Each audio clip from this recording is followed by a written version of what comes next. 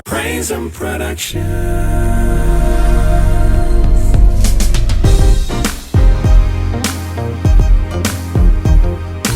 Gumbolaya podcast, C.A. Purcell, number 2 with Phillip Charles, our beloved friend, guitar player, songwriter of our next single, King of Kings. Go like this. Prince of Peace, King of Kings, Lord of Lords, Holy One. Prince of Peace, King of Kings, Lord of Lords, Holy One. Prince of Peace. Come back, and now we're back with Phillip Charles, beloved friend, guitar player. My hands are uneven. Guitar player. I don't know him. Beloved friend, Mr. Fix It. So Phil is the guy. Yeah. Phil is the guy best. that I call when something is broke and I don't know if we can afford to get it fixed. Call Phil first. I'm like, Phil, what do I need to try to do first? And Phil shows up with 8 toolboxes and the belt, and he's like, all you need to do is this. And then we'll break it, and then we'll fix it. I'm just kidding. Oh, the water main. Okay, this is a great story. You got to let me embarrass you a little. I don't think I know of this Oh, man. This is the story of stories. So, remember, I had a house in Canoga Park, right? Oh, Canoga Park. Yeah, Okay. Canoga. I had a house in Canoga Park, and you know what I'm saying? Shout out to the Campbells, you know, who are owners with, right? We had an issue. Do you remember what the issue was? Broken sprinkler, maybe? Something like that? It was just a broken incoming water line that you needed repaired. Was it that? Yeah. Oh, because we had some kind of clog or something. Okay, so there was some kind of plumbing issue, and I think you're right. And, you know, you can call the plumbers and you pay $80 million full price, right? But if you got somebody in the family that'll help you and it's fixable, you know, you want to do it like that. So I called Phil. He said, I think it's this. Let's come take a look. Brought off some stuff. We get into it. As he was trying to remove a piece of the inlet line, he snapped it. Oh, no. And water just started going, right? So all I hear the snap, and he goes, oh no, oh boy. And he runs across the front yard to what I didn't even know was there was this square cutout with a plastic cover. It was our water valve, our main house line to get in, right? So he goes over there and he starts trying to open it, but don't nobody ever go into that, so we couldn't get it open. And water is, I mean, it was like big. It was like fire hydrant. Right? And he goes, oh boy. And he runs to his car and he gets it's like a small, Pliers or a yes, monkey wrench. it was like a small, to me it looked like a small crowbar. Okay. And he starts digging out the part that you have to loosen to get it. And eventually, everywhere, he said, you know what? You need to call the fire department. I was like, the fire department? What's going on, man? And he was like, call the fire department. Yes, sir. Right? He went into dad mode. He was like, Anthony, call. My real name is Anthony for people that don't know my government. My name is Calvin Anthony CA. Get it? Isn't that clever? So shout out to Teo that gave me my name, Mateo Laboriel. We were in the studio and he was like, yo, your name is Calvin Anthony and you live in Los Angeles in California. And I was like, yeah. He was like, bro, you're CA in CA. I was like, oh, snap. So it's my name. So we called the fire department. They came out and they had a tool to be able to pop it open, cut off the water main. And that happened. And it was very funny. Phil's not laughing. I mean, it's No, not it funny. Because he said it was bad. It made me feel bad that I broke it. But what was even worse is it had never been gone. That box had never been gone into. So when I tried to turn it off, because because mistakes like that happen all the time. Right. It breaks up. You just As a matter of fact, I think we got in we got in, but we couldn't turn the valve. Yeah, that's why. Had to get the big tool from the big fire joint. department. Yeah, he got that. It's a big old T-bar. Yeah, put it over this little teeth that hung up like that, and you would just and you could turn it. Yeah. So Well, here's the great thing about stories like that. We can laugh Yeah. now. but Nobody's dead. exactly. But also, no harm was done. Right, so right. he again. And I'm sorry, It's okay. that's a funny story. But Phil be helping. Yeah. You know what I mean? Like, he is the guy to call, Yeah. and you have saved us a lot of money. Yeah. So, But even in this, because I feel like all this time you still feel bad about that. They didn't charge me for that water. Mhm. You went with me to Lowe's or whatever to get the replacement pipe. You put it in, everything was fine. The only thing it cost was an hour of laughter. That's about it. and I think we canceled rehearsal that night or something. Probably did. Probably did. Yeah, because it was Sorry, on a Monday. guys. It was on a Monday. Yeah. Yeah, that was pretty. For that's me, pretty funny. that is a happy memory. Yes. You should not feel bad Yes. about that. Yes. The funniest Well, moment I think was that- seeing him run across That's the what I was lawn. gonna Oh say. boy. Yeah. Oh no. Yeah. And the speed Yeah. of which I went from Yeah. one spot, Right. it was like, Yeah. you mentioned you were fast. You mentioned Yeah. you were fast. And it happened so because I had stepped a little bit away. I was still in the front yard, but I stepped a little bit away to do something. Yeah. And so my attention was on whatever the something was. I heard the snap. Right. I heard pop, oh no, oh boy. And I turned, boo, boo, boo, boo, boo. And he like got down and he started trying to get the cover off and then he couldn't turn it and he's using his hands and got a tool. And I was like, what is happening on earth? Shh. Yeah. There's water going Well, on. but in all seriousness, Phil, you are a blessing. Yeah. Both CA and I are not from Los Angeles. She's trying to and be all Phil, serious and I stuff. had to get all serious because Phil is like adopted family. You're like Yeah. the adopted uncle family for us. Very much so. You really are a blessing. I'm totally had to okay say with that. Okay. That's very true. Like, remember, neither one of us, this isn't home for us. I mean, it's home now because we've been here forever, Yeah. but you are like home family. So much so that we invited ourselves to his house. Thank you, Shelley. For what was it, July 4th? Oh, yeah. Because we are orphans. Yeah. And we ain't got nowhere to go. Orphans. We're not orphans. In LA. We don't Yeah, have a I family. mean, the transplants understand Yeah. when you don't live in your home of origin, you got home and then you got home, right? So when we want to go home, we got to book flights and we got to take off work. We got to clear schedule. We can't pop We're not over to going mom and right. them. We can't do the pop over. Yes. But Phil lets us do the pop over. So having Thank you. new family is a blessing because sometimes we want to see some people that, you want to go where everybody know your name. You know what I'm saying? You want to go somewhere where you can just be there and, if your breath stank, it's okay. And CA taught me that you have to go with mom and him. I did it in July. So cute. Right? No, I went with mom and him. Right? My mom, it was my step grandmother's funeral. Yeah. My uncles, my aunts. It was mom and it him. was mom and them, I have yeah. a picture, but he's taught me. I CA love taught her me. adaptation I know. to all the Southernisms. So, she works right here, like on the other side. And when she's in meetings and stuff, I hear a lot of the me-isms I do. that come out naturally for her. And one of them is, she says y'all all the time. And I was just like, I never my say baby y'all. saying y'all. That's so nice. It's so warm and people feel welcome. So anyway, so you are our adopted Yeah. family. Okay. We appreciate Yeah. Did you go to the South much growing up? Do you have like roots in the South? I didn't spend a lot of time. My folks are from Arkansas. Mhm. I didn't spend a lot. I think I went back, I want to say 2 times as between 4 and 7 or so, 4 and Okay. 9, Okay. something like that. And So would Gramps come here? Or did you not see the No. grands a lot? I didn't see the grands a lot. Okay. And that's when you were traveling by train and stuff. Oh. And- Wait. Trip. In the I'm assuming you were born mid to late 60s, right? 1958. Okay. But planes was happening? I How mean, they're come- expensive. Oh, okay. I mean, expensive now, but Yeah. they were prohibitively Even more expensive. so.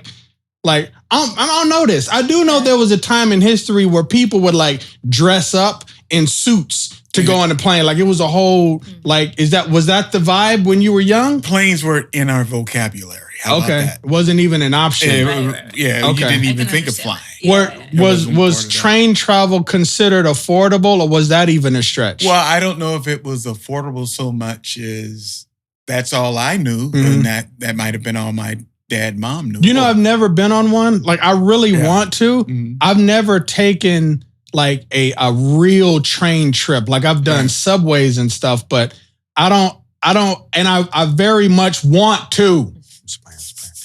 I would like to do that. Like, huh? I don't know. Sorry. It's okay. Well, because like there's a whole lot of stuff that I would want to do, but I don't want to do it without you and you be busy. You know what I'm saying? Aw. So I'm looking at you basically saying, let's do it, please, let's do it. You know what I'm saying? But I've never taken like, even like a lot of people take the train from here to San Diego. Mhm. Like when you got gigs and stuff, a lot of people will do that instead of driving. Right. And I was kind of looking forward to, I was like, oh, let's totally take the train. Because I think isn't there one line that goes like along the coast and you see all the views? I And think so. I want to see the views, man. Mhm. I think so. So you would take the train to see the grandparents sometimes. Yeah, we. I think we went through Arizona, New Mexico, Mhm. and we'd hit El Paso, and that go through Texarkana. And Okay. we wind up at a train station in little old Gurdon, Arkansas. Okay. Was you said between 4 and 7, was that the only times y'all would go out? 4 and 9, I believe it was, because the first time was a visit. The second time was my mom's father died, my granddad. Okay. Charlie Jones. So you went to y'all went for the services? For the services, yeah.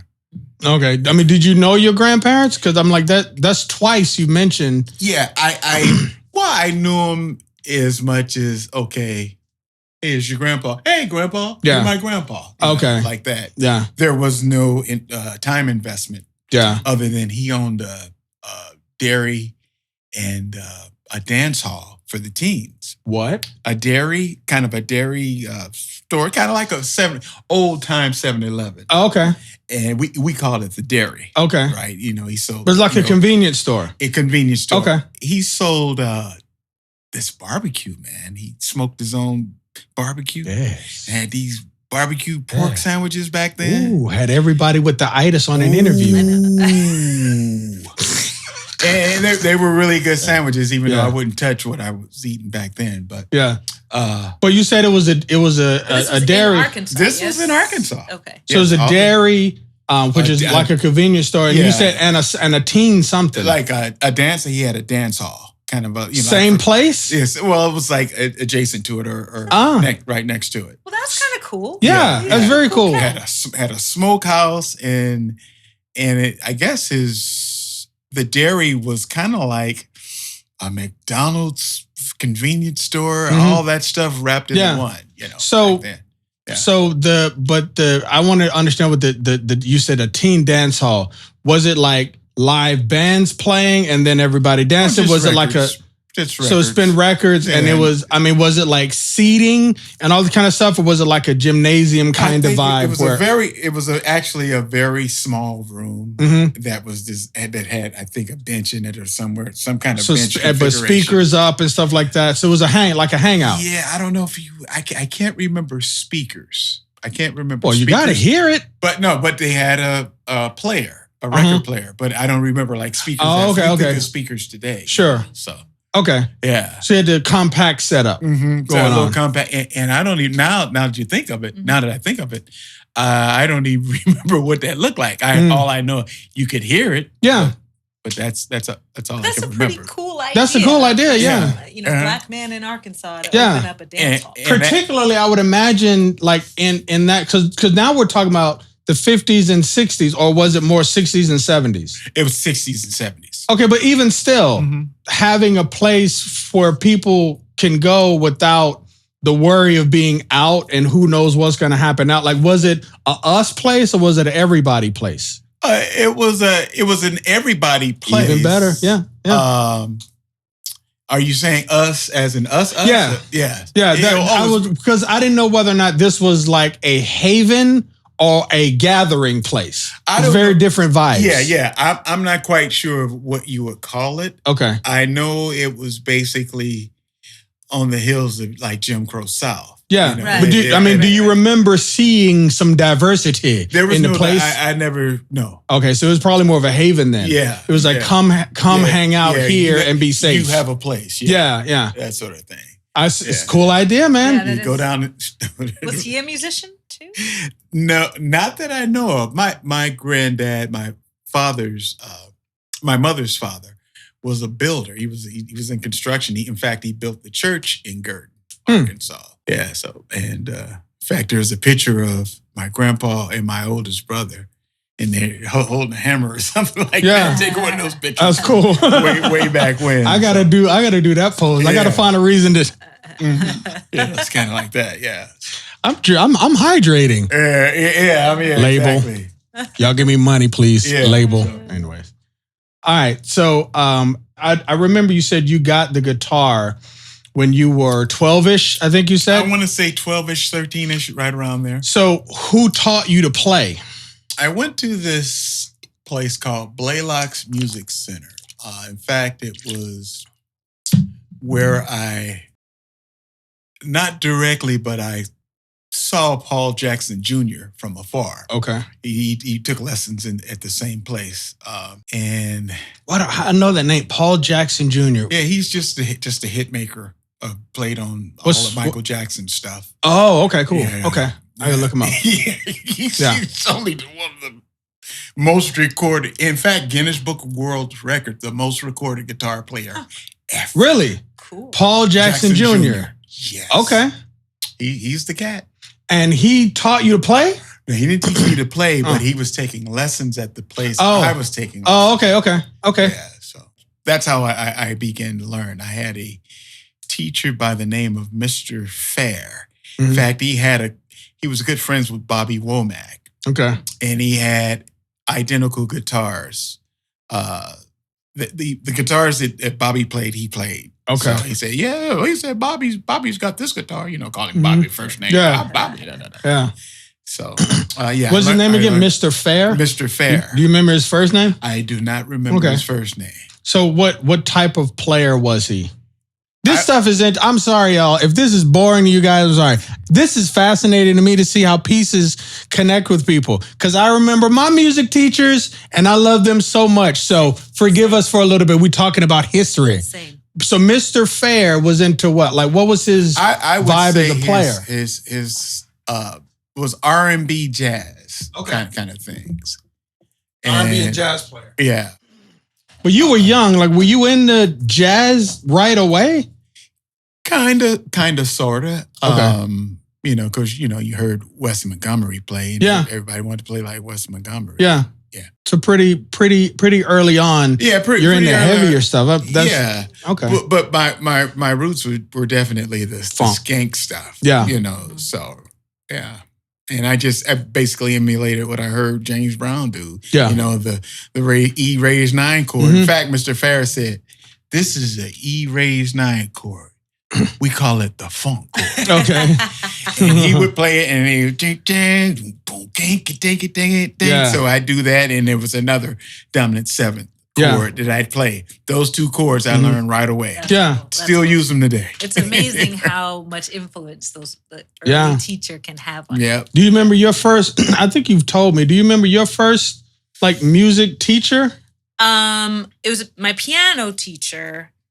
She was a much older lady, so I loved her, but I don't think it was really Man, my. she did the face much older. I mean, she was like late 80s, early 90s. Like she was an older lady. I was just about to ask. I'm like, are we talking about shouldn't be driving old, or are we talking about like But she loved teaching. mama need a She'd break been old? teaching piano Okay. for her whole life. So I hope that she wasn't was- disrespectful. I know, I'm yeah. sorry. Y'all know what I'm talking about. When you driving and you see somebody who shouldn't be She driving was no up more. there. She was up there, but she's a lovely lady. She'd been teaching piano Yeah. forever. Yeah. But really, the one that sticks out for me is my middle school choir teacher. She Okay. loved show tunes, Okay. and so I Middle learned, school choir. Yeah, so I learned all, and that's where I first started singing harmony, and I thought I was something. Yeah. I was like, oh, you don't know this Yeah. part. This isn't the part of the song that you know, but I'm learning a harmony. I thought Is this you talking to the other kids? other kids? Like, yeah. But so I'm singing harmony. I did. I thought. Yeah. But Miss Sherbo, just talking about early teachers, Yeah. she was so passionate. She would get up from her chair and be playing piano and like, sing, we gotta sing this song. Her butt would be moving and she was just into it. So it made us get into it. You know? So that was one of my early influences. So, yeah. I mean, they make a wonderful impression. So I'll give my list. So my piano teacher when I was a little kid. So I started when I was 4 years old. I started playing. And my piano teacher is a lady named Miss MacArthur. Shout out to Miss MacArthur. And recently we went home for a vacation and I was just in a very nostalgic place wanting to, reconnect. And I was able to do both. I was able to speak to my childhood piano teacher as well as my childhood, I'll call him my music teacher because he was over the bands and stuff, but I took as many music classes as I could get away with. Because by the time in my life when I met him, his name is Mr. Catajon. Shout out. I have to say, I saw CA get on a Zoom with Mr. Catajon. I was so happy. He was talking to Santa I was Claus, so happy. and I was happy to meet the famous. He's similar to, you know how much I love Phil. Mr. Catajon is very similar to that. He's a good man. He spoke to me directly. Like he would call me on my mess, but I never felt like... Yeah, in a very loving way. Yeah. I never felt like he was like angry at me, even if I was getting on his nerves or whatever. Sorry. And you know me, like I was the mischievous one because I would get bored in school. Way. I feel bad now. Some of the teachers I've talked to, they were like, you when they make the when they eyes open and looking around, you did something. They had to talk. Yet you were lovable. That's I hope That's so. The thing about CA, so, like you want to wring his neck, but he's lovable. What? Do I need to be concerned about my neck getting wrung? True. But I love you. Anyway. I didn't know I was at risk of my neck being wrung. This is new information. Every husband is at risk of his neck being wrung. True that. I mean, am I right? Am I right? Well, we got to talk about how y'all met, all right? Because I kind of remember the story. But so anyway, so Mr. Catajon I went to a school called Davidson Fine Arts. It's a performing arts and fine arts school in Augusta, Georgia, great school. And the band director that was there went somewhere else. So we got a new director. I believe it was 9th grade. So I was under a guy named Dr. Drake. I'm pretty sure in 8th grade, I think. I can't remember if it was 9th. Anyways, Mr. Catajon came in. Wonderful man, loving man, very funny guy. He's a Christian, which is a big deal to me because I started understanding the importance of God in my early teenage years, when I was a preteen, right? I started to get it and I could see why it was life level important, not just, it's a good thing to do. So he was a Christian man and he wasn't an in your face, you need to hear what I think kind of person. And I grew up with a lot of that, right? I grew up with not at home, but elsewhere. My parents are not like that at all. So there was a fondness I had for people that knew what they believed and didn't need to have a megaphone all up in your face throwing the Bible. It's a thing for me. So he was also a God-centered man that didn't feel like a weirdo. And a lot of my Christian authority figures were, there was some speckles of people that it's like, I wouldn't want to hang out with you, bro. So like learning about life from someone that just, I didn't want to do that. But him, he was a nice guy. He was cool. We could talk about music all the time. He knew a good bit about chordal structure and I hadn't learned this shit. So I was a church player by the time I met him, but I didn't know a lot about why chords work the way they work. I was, all by ear. I could read music, but I didn't read charts and stuff. So he was a person that also introduced me to how to construct harmony, like mentally as well as audibly. And that's a big deal to me because, I love music. I love sound, you know what I mean? So he was a person that introduced me to like how you can build the upper extensions of chords and stuff like that. And he also helped me find ways to take more music. So at school, they got a curriculum, you got to do this, but I didn't want to do anything other than music. Like that's about it. And there was only so many periods where you could do something other than go to literature or algebra or whatever it is you had to take. But he allowed me to like be a teacher's assistant, for example, for the beginning percussion class. And I was able to use that as one of my senior electives for whatever reason. He worked it out with the guidance counselor, and I was helping the little kids playing. It was the best. I love that. It was the best ever. And after I graduated, I just went back a lot, and he would let me know when he would have time, and he would just talk to me about life. So Mr. Catterjohn is one of my biggest musical influences in terms of a life in music. And he was also just very honest with me. He kind of helped me learn a lot of my issues that I needed to address. And, he did it in that fatherly, loving way, very similar to what I appreciate about you, Phil, because you have consistently been a great example of manhood and love and patience and fun. You know what I mean? Not taking things too seriously when it's not necessary or whatever. And, you met me in my late 20s into the early 30s. And, I was learning a lot about life. So I feel like you're kind of in that same vein, as an older man, the uncle fatherly kind of type. And I'm grateful. Phil was there when you and I were getting together. Yep. Didn't you ask him? I want to say for my hand. No. Yeah. Serious. Yeah. No, like the real ask was to you, Dad. Yeah. Do you know the story? You know how that happened? Well, not all of it. So basically, the reason I talked to Phil was out of respect for the fact that because I've run so many music ministries, I know what it's like when people have their personal things goings on and they bring them to rehearsal.